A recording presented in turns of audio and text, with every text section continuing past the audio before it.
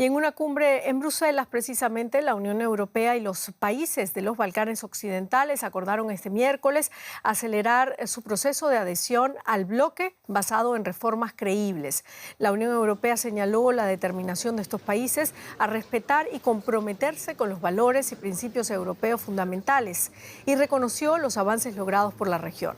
El presidente del Consejo Europeo, Charles Michel, recalcó que el proyecto europeo se basa en la reconciliación, subrayando la importancia de resolver las diferencias entre países de la región. Precisamente las tensas relaciones entre Kosovo y Serbia han sido un obstáculo que ha alargado las negociaciones con Bruselas por más de 10 años. El conflicto por la independencia de Kosovo es el punto conflictivo más longevo del occidente de los Balcanes. Para Serbia y Kosovo, también es un obstáculo en su camino hacia la Unión Europea. Resolver el conflicto sería vital para ambos países porque sin un proceso de normalización no habrá adhesión a la Unión Europea para ninguno de los dos países, ni para Serbia ni para Kosovo. Kosovo declaró su independencia de Serbia en 2008 y hasta el día de hoy Serbia no la reconoce. Los albaneses constituyen la mayoría de los 1,8 millones de habitantes de Kosovo. Pero la mayoría del norte de Kosovo es serbia y se mantienen leales a Belgrado. Tras más de una década de conversaciones entre la Unión Europea con Kosovo y Serbia, el borrador de un acuerdo vio la luz a comienzos de este año, pero desde entonces su implementación se ha estancado. Hay muy pocos avances, más bien al contrario. Constantemente nos enfrentamos a alguna crisis, especialmente en el norte de Kosovo, y quienes lo están pagando no están en Bruselas ni en los Estados miembros. Lo está pagando la gente común y corriente de Kosovo y Serbia. Recientemente volvió a subir la tensión. El norte de Kosovo sufrió la peor violencia desde la declaración de independencia. En septiembre la situación llegó a su clímax cuando unos 30 serbios armados se enfrentaron a la policía de Kosovo en el pueblo de Banjica. Un policía y 3 hombres murieron. La Unión Europea condenó los hechos, pidió justicia y exigió rendir cuentas a los culpables. Marina Vulović piensa que el incidente cambió la dinámica del proceso de normalización. Creo que es realmente más importante que nunca trabajar para acercar ambas partes a la mesa de negociaciones, porque sin negociaciones corremos el riesgo de una mayor escalada.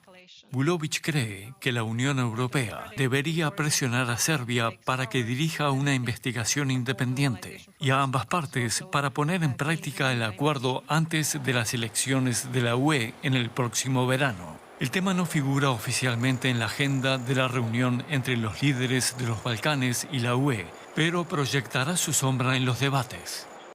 Y vamos ahora directamente a Bruselas. Ampliamos la información con María García Sornosa. ¿Qué tal, María? Bueno, la entrada a la Unión Europea de los países de los Balcanes Occidentales no termina de resolverse, pero el presidente del Consejo Europeo, Charles Michel, habló este miércoles de una integración gradual.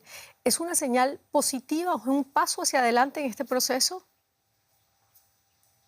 Sí, Silvia, lo cierto es que en la cumbre de este miércoles aquí en Bruselas no ha habido ningún avance, ningún paso concreto en términos de ampliación de los Balcanes Occidentales a la Unión Europea. Ha sido más una declaración de intenciones, una cita marcada por el simbolismo, porque hay una máxima que impera en Bruselas en todo el proceso de ampliación, es que es un procedimiento basado en los méritos individuales, es decir, cada país avanzará hacia la Unión Europea de forma individual dependiendo de las reformas que acometa. En cualquier caso, hay que tener en cuenta que dentro de los Balcanes Occidentales hay situaciones muy dispares, muy diferentes. Por ejemplo, encontramos a Montenegro, que es de lejos el país mucho más avanzado, pero a la cola también tenemos a otros como Kosovo, que ni siquiera cuenta con el estatus de país candidato, porque 5 de los 27 países de la Unión Europea ni siquiera lo reconocen como un Estado independiente y soberano. En cualquier caso, no es casualidad que esta cumbre se haya realizado hoy, un día antes de que se comience ese Consejo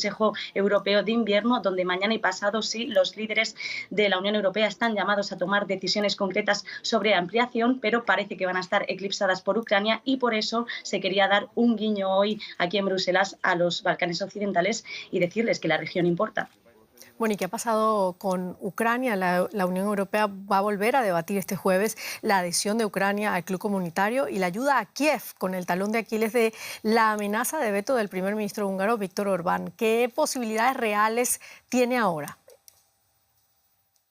Sí, lo cierto es que las negociaciones con la adhesión de Ucrania están atravesando una etapa muy complicada. Viktor Orbán ha dejado claro que va a vetar la apertura mañana y pasado de negociaciones de adhesión con Ucrania. Alega que es uno de los países más corruptos del mundo y que la entrada de Ucrania a la Unión Europea no beneficiará ni a Hungría ni a la Unión Europea. Bruselas, como ya decíais, ha dado algún paso para el deshielo. Ha desbloqueado hoy por primera vez 10.000 millones de euros a Budapest, que mantenía congelados por sus abusos del Estado de Derecho, aunque eso sí, en la capital comunitaria desvinculan ambos procesos. Dicen que la Unión Europea no se deja chantajear y que son decisiones independientes. También se complica la cumbre para Ucrania porque ha emergido un nuevo grupo de países liderado por Austria y por Italia que dicen que no darán el sí a Ucrania si no se hace lo mismo con Bosnia. Dicen que se trataría de una decisión injusta. Así que hay mucho nerviosismo aquí en Bruselas porque un fallo, un fracaso en esta cumbre con respecto a Ucrania sería interpretado como una falta de credibilidad por parte de la Unión Europea, pero también una señal